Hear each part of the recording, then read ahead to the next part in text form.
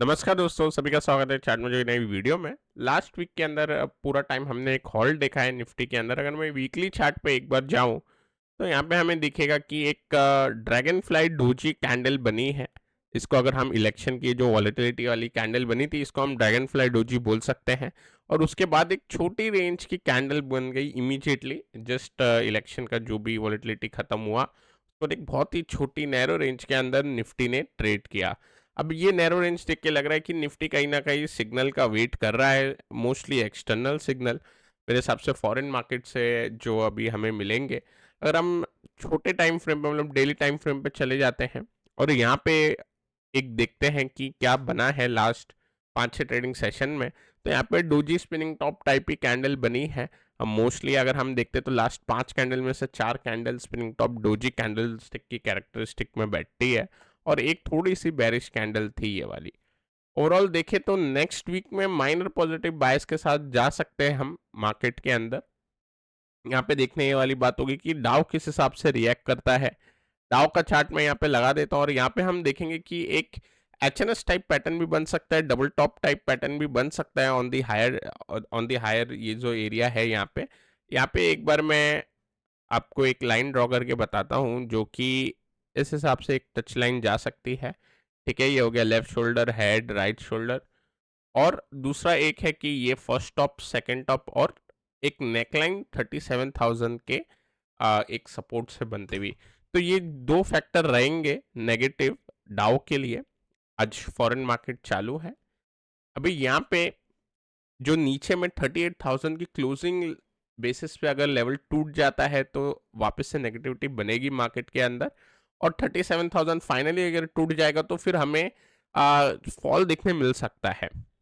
अब डेक्स की बात करते हैं, बाय द वे डाउ की तो बात हम करते ही रहते हैं। डेक्स ने क्या किया है, डेक्स ने भी ना एक अपने राइजिंग चैनल पैटर्न के स्ट्रक्चर के लोअर सपोर्ट पे आ गया। लास्ट 2 दिन के अंदर अच्छी खासी एक फॉल मिली है, लगभग 600 पॉइंट की फॉल हमें डेक्स के चार्ट में देखने मिली है।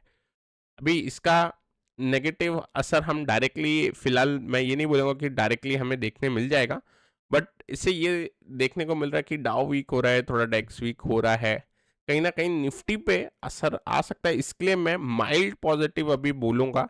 हालांकि बायस हमारा पॉजिटिव ही है निफ्टी पे काफ़ी टाइम से, लेकिन क्योंकि हॉल्ट हो रहा है, छोटे छोटे मूव्स आ रहे हैं निफ्टी के अंदर, बड़े मूव की एक्सपेक्टेशन नहीं उतनी बन पा रही, इस वजह से थोड़ा कॉशियस रह के काम करना चाहिए। अब दोस्तों लेवल्स की अगर बात करें तो मेरे हिसाब से डेली के हिसाब से मैं बताता हूँ, फिलहाल वीकली के हिसाब से एक बार और थोड़ा वॉच करना चाहिए मार्केट। डेली के हिसाब से ये ट्यूसडे के लेवल के हिसाब से हम देख सकते हैं। तो ये वीडियो के अंदर मैं वीकली प्लस आने वाले सेशन के ऊपर दोनों पे कवर करता हूँ। और इसमें 23,500 अगर निकल जाएगा ट्यूसडे को तो एक बार अटेम्प्ट बनना चाहिए 200 पॉइंट ऊपर। 23,600 और 700 ये दो लेवल है। नीचे के साइड की अब हम बात करें तो 23,200 अगर ब्रीच हो जाता है निफ्टी के अंदर और थोड़े टाइम तक हॉल्ट करता है मार्केट, उसके नीचे 15 मिनट की एक कैंडल अगर क्लोज हो जाती है 23,200 के नीचे, तो एक प्रेशर बनेगा डाउन साइड पे जहाँ पे 23,000 तक हम जा सकते हैं एक ही दिन में।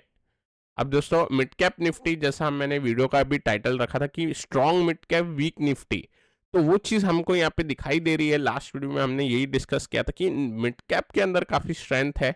हम देख सकते हैं कि गैप अप के साथ एवरीडे कुछ ना कुछ गैप अप होता है और उसके ऊपर सस्टेन करता है और एक स्ट्रॉन्ग क्लोजिंग दिया है मिड कैप निफ्टी ने। तो मिड कैप निफ्टी काफ़ी अच्छी तरीके से ऊपर जा रहा है और ब्रॉडर मार्केट स्ट्रॉन्ग है, इस वजह से माइनर पॉजिटिव बायस हमारा बना रहेगा। और दो काउंटर आज डिस्कस करूंगा, वीकली के हिसाब से काफ़ी अच्छे लग रहे हैं दोनों ही काउंटर, पर हम इसको डेली भी एक बार देख सकते हैं। तो स्पेसिफिक फोकस मैं आपको वीकली चार्ट के हिसाब से बताऊंगा।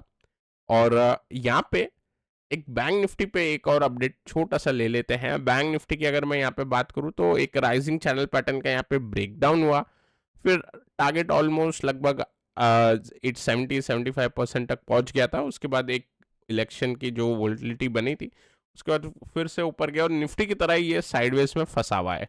तो हम काफ़ी दिनों से लगभग एक हफ्ते से देख रहे हैं कि मैं ऊपर और नीचे दोनों तरफ क्रॉस इसलिए कर रहा हूँ क्योंकि बैंक निफ्टी में तो काफ़ी क्लियर है कि इतनी जल्दी कोई समाधान नहीं मिलेगा, क्योंकि निफ्टी आईटी भी कहीं ना कहीं चलना स्टार्ट हो गया है। तो निफ्टी आईटी चल रहा है और बाकी निफ्टी के थोड़े कंपोनेंट चल जाते हैं तो निफ्टी बैंक थोड़ा सा साइडवेज और रह सकता है। मेन लेवल क्या होगा इसके अंदर 51,600 आप पकड़ लीजिए, ऊपर के साइड 400 टू 600, नीचे के साइड मेन लेवल होगा आपका 48,000 के नीचे अगर चले जाए तो एक डाउन साइड की मूव फिर बन सकती है। तो बड़े लेवल हैं, इस वजह से मैं दोनों साइड क्रॉस कर देता हूँ, थोड़ा टाइम ये साइडवेज में रहेगा।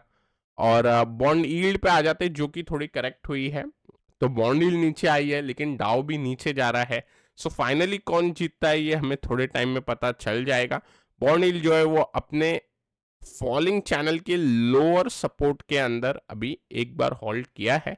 यहाँ से एक रिवर्सल आता है कि यहाँ पे ब्रेकडाउन मिलता है, उस हिसाब से मेरे को लग रहा है कि डाउ फिर मूव दिखाएगा। डॉलर इंडेक्स की मैं बात करता हूँ, यहाँ पे डॉलर इंडेक्स देखे तो ये ऊपर जा रहा है।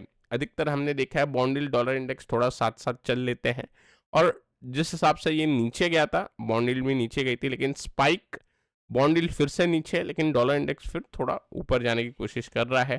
तो थोड़े टाइम में डाइवर्जेंस भी देखेंगे किस हिसाब से रोल प्ले करेगा।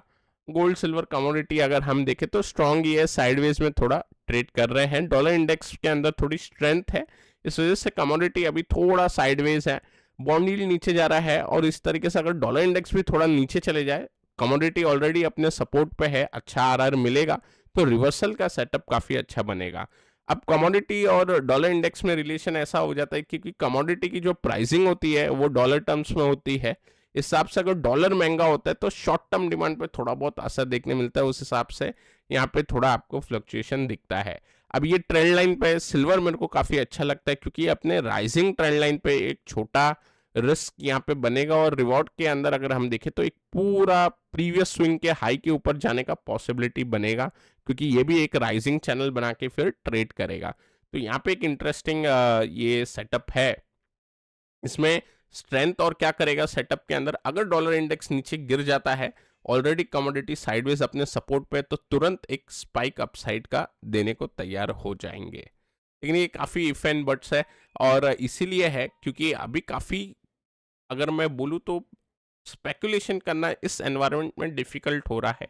अगर हमारी आप चार्ट स्टडी भी देखेंगे लास्ट एक महीने की, तो चार्ट स्टडी के अंदर उतना ज़्यादा हमें एक्यूरेसी, या हम कह सकते हैं कि उतना ज़्यादा एक अच्छी तरीके से काम करते हुए नहीं दिखाई दी। और उसका कारण क्या है, क्योंकि मार्केट के अंदर जो वॉलेटिलिटी है वो इंक्रीज हुई। सेकेंड, मार्केट के अंदर अभी भी कंफ्यूजन काफ़ी ज़्यादा है, और उस कारण से अगर आप देखोगे तो ये बिहेवियर देखने मिलेगा। लेकिन उससे 4-5 महीने पहले के अगर आप वीडियो हमारे देखोगे, उसके अंदर मैं आपको बताता भी हूँ काउंटर कैसे फिर परफॉर्म करते हैं चार्ट स्टडी के अंदर, उसके अंदर आप देखोगे तो परफॉर्मेंस अच्छी है। और ये पूरा का पूरा अगर हम बोले तो इसका कोरिलेशन बनता है आपका ब्रॉडर मार्केट से, वॉलेटिलिटी से, चॉपीनेस कितनी है मार्केट के अंदर, फॉरेन के जो मैक्रो है वो साथ दे रहे नहीं दे रहे, लिक्विडिटी किस हिसाब से है मार्केट के अंदर। तो इस सारे फैक्टर अगर हम देखते हैं तो अभी थोड़ा सा जो ये मार्केट एनवायरनमेंट है, थोड़ा सा ट्रिकी मार्केट एनवायरनमेंट है। पर लास्ट के जो हमने 2 स्टॉक डिस्कस किए थे हफ्ते के, वो होल्ड कर रहे हैं। सिप्ला ने अच्छी मूव भी दिखाई, ब्रेकआउट का सक्सेस भी मिला वहां पे, और उसके बाद एक्साइड के अंदर अपना हायर लेवल पे होल्ड कर रहा है, काफी चल चुका है एक्साइड, फिर भी वो होल्ड कर रहा है, तो टेक्निकली काफी स्ट्रॉन्ग काउंटर है। अब दोस्तों एक बार के मैं वो दोनों काउंटर के चार्ट दिखाता हूँ आपको। तो सबसे पहला था सिप्ला, जो लास्ट हफ्ते हमने top stock for the week के अंदर डिस्कस किया था। सिप्ला के अंदर इनवर्स एचएनएस का ब्रेकआउट था, और ब्रेकआउट के बाद हम देख रहे हैं कि इसके अंदर अपसाइड की मूव दिखाई दे रही है। तो ये जो चार्ट स्टडी की थी वो लगभग एक बार सही होते हुए साबित हो रही है, और एक्साइड भी स्ट्रॉन्ग खड़ा है। यहाँ पे हमें ब्रेकआउट सून लिखा था, ब्रेकआउट हो गया है, और ब्रेकआउट के ऊपर थोड़ा कंसोलिडेट कर रहा है। इस पर एक बड़ी मूव की एक्सपेक्टेशन जरूर रखेंगे। सिप्ला में तो चालू हो गई है मूव। अब सिप्ला में इंपॉर्टेंट लेवल नीचे के साइड ना आपका 1500 हो जाएगा, तो छोटा ही एक बार हम देखें तो इसके अंदर एक लेवल है, जिस 1500 के नीचे आएगा तो थोड़ा दिक्कत हो जाएगी, फिर ये अपना चॉपीनेस में चले जाएगा चार्ट। लेकिन इसके ऊपर जब तक रहेगा तो मेरे हिसाब से जो इनवर्स एचएनएस है, ये जो डिस्टेंस है, एटलीस्ट इतना डिस्टेंस तो कवर करना ही चाहिए 140-150 के आसपास तक, और उसके बाद सेकेंड लगभग 200 पॉइंट के आसपास तक डिस्टेंस कवर कर सकता है। अब दोस्तों 2 काउंटर डिस्कस करेंगे, दोनों इंटरेस्टिंग काउंटर है। वो काउंटर डिस्कस करने से पहले मैं बता दूं कि हमारी मेंटरशिप प्रोग्राम स्टार्ट अभी हो जाएगी नेक्स्ट मंथ के अंदर, और ये ऑप्शन बाइंग की मेंटरशिप प्रोग्राम होगी। इसके अंदर मैं टेक्निकल एनालिसिस का क्रैश कोर्स भी लूंगा, लेकिन जो फोकस होगा वो intraday and positional option buying के ऊपर होगा ये वाले मेंटरशिप के अंदर। अगर आप इंटरेस्टेड है तो नीचे गए ये हुए लिंक के ऊपर जाके अपने आप को एनरोल कर सकते हैं। अभी वापस स्टॉक के ऊपर चलते हैं और यहाँ पे सबसे पहला आता है KRBL। अभी ये काउंटर इंटरेस्टिंग क्यों है? KRBL के ऊपर अगर मैं देखूं यहाँ पे तो एक सीओपी जोन पे आ गया या सीओपी एरिया पे है। मैंने एक ही लाइन ड्रॉ की है, आप चाहिए तो 2-3 लाइन भी ड्रॉ कर सकते हो जोन बनाने के लिए। लेकिन यहाँ पे मेरे को दिख रहा है कि ये जो 320 से लेके 330 का लेवल है, ये कहीं ना कहीं पहले रेजिस्टेंस की तरह वर्क कर रहा था, फिर सपोर्ट की तरह वर्क कर रहा था, और वापस अब जब ये काउंटर नीचे उसके ब्रेकडाउन दे दिया था, एक बार हॉल्ट हुआ तो रेजिस्टेंस की तरह वर्क किया। लेकिन अभी जो हमें वॉल्यूम स्पाइक देखने मिला है लास्ट ट्रेडिंग सेशन के अंदर, उस हिसाब से अगर मैं अब आपको इसका वीकली चार्ट दिखाऊं तो फिर अब आपको इमेज एकदम क्लियर हो जाएगी। और यहाँ पे हमको क्या दिखाई देगा ओवरऑल कि एक ब्रेकआउट का सीओपी का अटेम्प्ट हो सकता है, क्योंकि हम देख रहे हैं जो वॉल्यूम बनी है वीकली चार्ट पे भी वो भी काफी ज्यादा बनी है, तो स्पाइक एकदम है वॉल्यूम के अंदर। सेकंड, यहाँ पे मैंने 2 सपोर्ट लाइन जोड़ी है नीचे की फॉलिंग सपोर्ट लाइन, और अगर हम देखें तो एक इन सपोर्ट लाइन को मैं अगर यहाँ पे ऊपर रखूँ तो एक माइनर चैनल स्ट्रक्चर भी बनता है। अभी क्योंकि 2 ही टच पॉइंट है इसलिए मैंने ऊपर की भी वो लाइन नहीं ड्रॉ की है, लेकिन एक छोटा सा चैनल भी बनता है वहां पे। सो ये दोनों चीज के कॉम्बिनेशन से एक ब्रेकआउट बनना चाहिए एट दिस पॉइंट। अब दोस्तों यहाँ पे क्या एक्सपेक्ट कर सकते हैं? अगर मैं चार्ट देखता हूँ, वॉल्यूम काफी पिछले 1-1.5 साल में कंसोलिडेट कर रहा है काउंटर, और एक रिवर्सल का काउंटर है। तो अपसाइड में मैं ये एक्सपेक्ट कर रहा हूँ कि अगर प्रीवियस स्विंग हाई निकलता है तो फिर इसके अंदर एक अच्छी मूव दिखाई देगी, लगभग 323 से 325, और फिर इसके अंदर जो इसकी प्रीवियस स्विंग हाई है नंबर 1 वहां तक जरूर अटेम्प्ट करेगा, जो कि लगभग आपका 380 के आसपास निकल के आता है। और नंबर 2 ये अपने इसके जो प्रीवियस इसका भी जो स्विंग हाई है, जो पीक बनी है 450, यहाँ तक ये जरूर अटेम्प्ट लगाने जाएगा। तो ये वीकली स्टॉक पे काफी एक अच्छा काउंटर दिखाई दे रहा है। रिसेंट में काउंटर ने भी जो इलेक्शन के अंदर जो एक डिप दी थी वो काफ़ी फास्ट इसने उसको एक बार कवर किया, और उसके बाद नेक्स्ट वीक के अंदर काफ़ी स्ट्रॉन्ग कैंडल से क्लोजिंग दी। तो इसको हम रेडार पे रखेंगे KRBL। और सेकंड जो काउंटर है वो है बजाज फाइनेंस।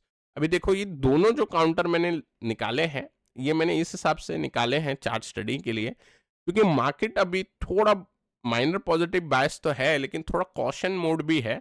इस हिसाब से जो अभी डिफेंस की थीम चल रही है, PSU की थीम चल रही है, और थोड़ा बहुत अगर हम देखें तो जो कंज्यूमर के अंदर काउंटर हो गए, ऑटो साइड काउंटर हो गए, वो अच्छे चल रहे हैं। लेकिन इन सब के बावजूद मैं फिलहाल ये 2 काउंटर को एक बार देखना चाहूँगा, क्योंकि अगर मार्केट के अंदर कोई शार्प रिवर्सल बनता है या कुछ नेगेटिव मैक्रो कुछ निकल के आएंगे तो उस सिचुएशन में ये काउंटर अच्छे रहेंगे। ओवरऑल अगर हम देखें KRBL भी काफ़ी समय से अपने डाउन एक टर्न में था, डाउन ट्रेंड में था, और बजाज फाइनेंस भी कंसोलिडेट ही कर रहा है पिछले 2-3 सालों से। सो इसमें ये एक अच्छा अपने को अपॉर्चुनिटी बन सकता है। अब वीकली कैंडल देखते हैं बजाज फाइनेंस पे। यहाँ पे देखिए एक फॉलिंग रेजिस्टेंस लाइन है, हम देख रहे हैं कि 3 टच पॉइंट है यहाँ पे।